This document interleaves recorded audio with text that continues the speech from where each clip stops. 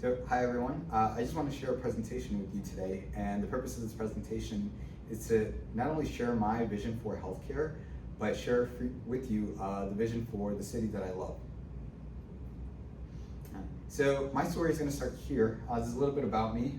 Currently, I'm a family medicine and lifestyle medicine resident in Greenville, South Carolina, and it's a little bit about my academic pedigree.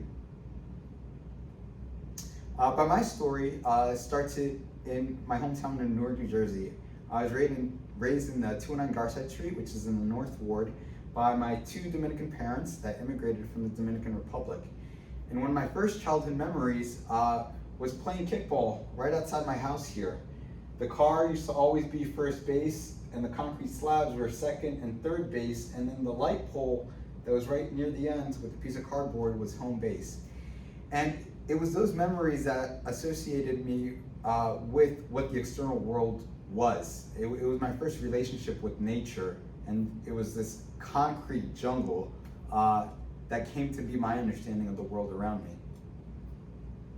I'm going to fast forward to high school. Coming out of high school, I knew I liked science and I liked helping people, so naturally I thought athletic training would be my career path. But ultimately, my life took a quick turn in which I decided to forego college and in the midst of two wars, enlist in the U.S. Army. And my first assignment was a trauma hospital in the European theater, where I worked with wounded soldiers from Iraq and Afghanistan. And that was really the first time that I became inspired to become a physician. So when I returned home from deployment, this was in 2008, I was 22 at the time, and I quickly enrolled in Rutgers. But again, my life took another turn. I ended up dropping out after 4 months in order to work and provide for my family. My parents had separated while I was overseas, and so that was just something that I needed to do. But fortunately for me, there were policies that were set in place, like the post 9/11 GI Bill, and certain grant and mentorship programs that provided me with the opportunity to not only be able to go back to school, but to be able to provide for my family. And so after a lot of hard work, I was able to get to medical school. And when I got to medical school, I said, what type of doctor do I want to be? And I was looking in the literature because I knew that there was this relationship between exercise and disease and diet and disease. And I found the field of lifestyle medicine. And that came to shape my worldview and the work that I plan to do not only tomorrow, but the rest of my life. And so lifestyle medicine, all it is, it's using exercise, diet, and plant-based eating pattern, stress management, sleep, and social relationships to not only prevent disease, but treat and even reverse select medical conditions. And that was possible because of mentors. I had two mentors early on, Dr. Sarai Stancic and Dr. Ronald Weiss, who counseled me along the way and not only provided me with opportunity, but clinically showed me how this was applicable in the real world. So one of the earliest memories that I have was working with Dr. Weiss on his farm. I got to actually see over 60 patients that were treated with lifestyle medicine, and every single time he was able to reverse high blood pressure, diabetes, autoimmune conditions like rheumatoid arthritis. But more importantly, it was the first time that I developed a relationship with nature. See, growing up in that concrete jungle gym, my idea of a salad was shredded cabbage and maybe tomatoes every now and then. It was on Dr. Weiss's farm that I was actually able to grow my own food, actually know what bok choy, kohlrabi, kale. I was 30 years old and I had never tasted kale. And that work and that experience is what sort of drove forward my work today. So when I got to medical school, I noticed two distinct things. One, I wanted to do lifestyle medicine, but also that some of my peers who are my close friends today, they didn't have a similar experience or path to medical school like I did. I said, hey, you didn't have to kill yourself to get here? And that wasn't their experience, and the difference wasn't a difference in intellect or capability. it was really access to relationships. They all had either classmates, an older brother, or someone they knew that was in medicine that was able to provide them with guidance and mentorship. And I realized that I wanted that sense of community. I wish I would have had that coming up. And so I wanted to do something about that. I met a young woman by the name of Halima. She was a senior at Rutgers Newark, my alma mater, where I went to school. And she too wanted to do something about that. She, all throughout her undergraduate years, she did not have that mentorship, that guidance. And she wanted to build that as well.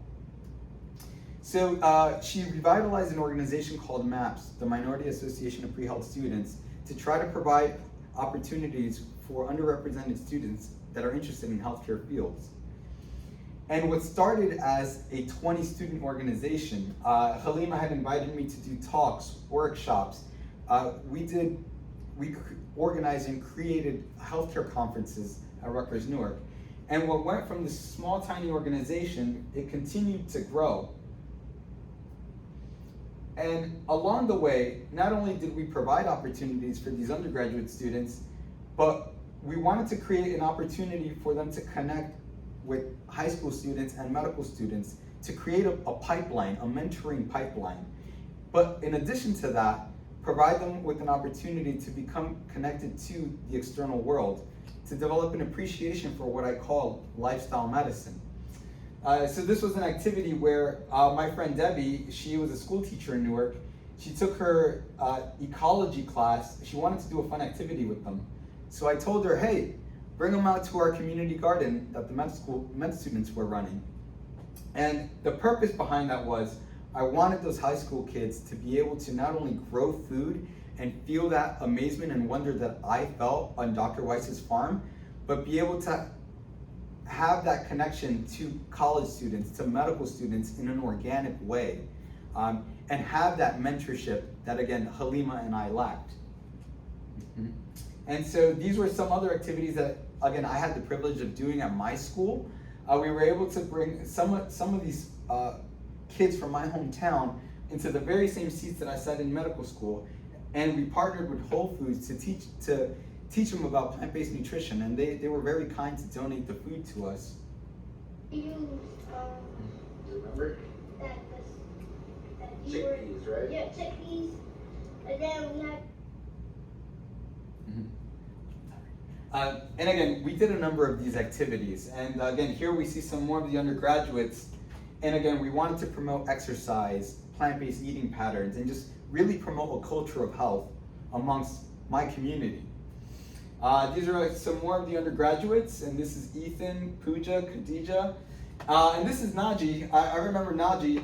He's in Science Park High School, and he came in, and he was like, we had him prepare zoodles, which are a substitute for spaghetti, and Naji was like, hey man, you sure that's gonna taste good? And I was like, yeah man, why don't you come and do it? And so it was really great for him to not only be able to do this himself, but then take the very same dish that he prepared, that he learned how to prepare, and share it with his family and friends that were right there on site. And to see them sort of eat the food that he prepared, this plant-based meal, and say, wow, this is good, and have the same reaction, and then Naji prepared it. Again, it was just really heartwarming for me to see that. That type of change can happen in a short amount of time in this community that I lived in. The same community where I thought salad was just cabbage and slices of tomato.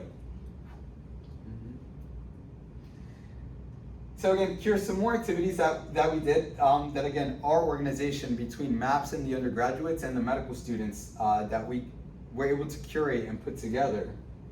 These community fitness programs for the kids. And that 20-student organization that Halima started with, by the end, grew into this conglomerate and so many students. And it was because of Halima's work, within a 1-year time frame, she was so successful that the organization not only won Community Engagement Award for Organization of the Year, but also Student Organization of the Year, Outstanding Collaborative Program for Black Solidarity Week, and she won the Paul Robeson Award, again, for just her commitment to not only on-campus life, but just student leadership and trying to create a difference within campus. And again, a lot of the work that we did amongst both organizations, again, started to receive a lot of coverage, not only at a local level, but also be awarded at a national level. And that was really validating for me because it was other people thought that these things were important too. And the greatest thing about that for me personally was to see these kids that started as undergraduates, then sort of fulfill my footsteps and take over the role that I fulfilled. So this was Pooja, who's now a third-year medical student. This is Ethan, who's now a second-year medical student and is filling my role as SNMA liaison. And then this is Amir and Imran, who are now first-year medical students. And again, they were there during my match day as undergraduates, and I get to see them now be medical students. And that's what I want for the rest of that. And that's the whole point, right? Is that with healthcare, I believe that in order to transform healthcare, we need to be able to transform our communities. And the way that we do that is because health is built by real people every day in the communities where they work, live, and play. And part of our vision is to create this next generation physicians program. So how do we build a health promoting economy and a culture of health? It starts with us. And the way that we can do that in Newark is with that pipeline that I just showed you we have built. And I know that Dr. Weiss has already talked to you about our Next Generation Farmers program, where again, we take some of these students in these high schools and give them an opportunity and mentorship so that they can become the future farmers, future doctors, future restaurant owners within our city that are producing and promoting health promoting foods, and at the same time resolving poverty and providing their families with a way to live. And I meant what I said. So I was selected as a Tillman Scholar in 2019, and when I said that I wanted to build a healthcare system that gives people the tools and empowers them to be stewards of their own health, I meant it. And that's because I think that medicine can be used as a vehicle for social change. And it starts with the examples that I gave you. And so part of my dream is to be able to come back to Newark, start a lifestyle medicine clinic there, and continue some of the work that I did as a medical student.